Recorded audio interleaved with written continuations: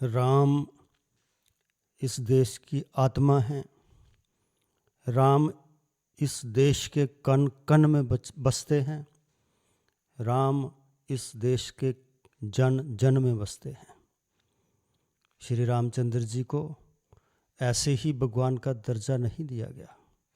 महामानव कहा जाता है। क्यों? क्योंकि उनका धैर्य, उनका प्यार, उनकी नम्रता उन्हें भगवान का दर्जा देती है। वो अपने से पहले दूसरे की सोचते हैं। राजा दशरथ ने श्री रामचंद्र जी को बोला था, क्या आप मेरी बात मानने से इनकार कर दो, आपको कोई कुछ नहीं कहेगा, आप बड़े हो, समर्थ हो, अयोध्या की प्रजा आपके साथ है। पर रामचंद्र जी ने कहा, आप मुझे पाप का भागी बनने के लिए प्रेरित मत करें, मुझे अपना धर्म निभाने दें। माता कैकेयी, जिनके कारण उनको जंगलों की खाक छाननी पड़ी, जब भरत के साथ जंगल में गई तो अपनी माता कौशल्या से पहले माता कैकेयी के चरण स्पर्श किए ताकि उनके मन में हीन भावना ना आए।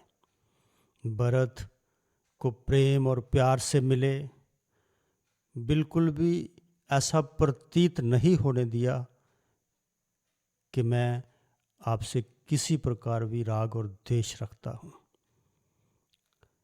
अहिल्याबाई, जिन्हें गौतम ऋषि के श्राप के कारण पत्थर बनना पड़ा, दुनिया ने जिनको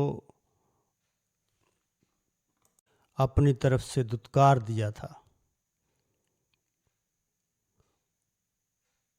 उनको श्री रामचंद्र जी ने उनका उद्धार किया और दुनिया को दिखाया कि अगर इंद्र को माफ़ किया जा सकता है तो माँ अहिल्या को भी माफ़ किया जा सकता है।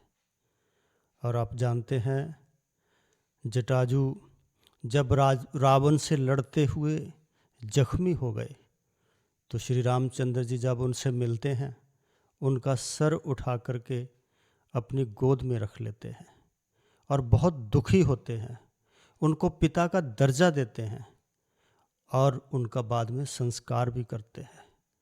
लक्ष्मण जी जो सब कुछ देख रहे थे, उन्होंने कहा, भैया आपने उनको पिता का दर्जा दिया, इतना प्यार उनको दिया, आदर सत्कार उनको दिया, लेकिन एक बात मुझे मेरे मन में आ रही है कि आपकी आंखों से आंसू नहीं आए, क्या कारण है? तो श्री रामचंद्र जी ने जो जवाब दिया वो सुनकर हमारे मन के अंदर, उनके अंदर जो नम्रता है, दूसरों के लिए प्यार है, उसका पता चलता है।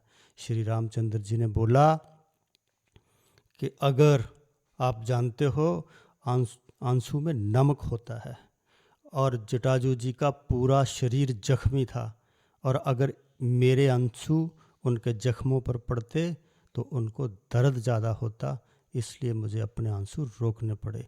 वो छोटी छोटी बात जो दूसरों की थी उसका इतना ध्यान रखते थे, इसीलिए वो महामानव थे, इसीलिए वो भगवान हैं। बहुत बहुत धन्यवाद। शुभ रात्रि।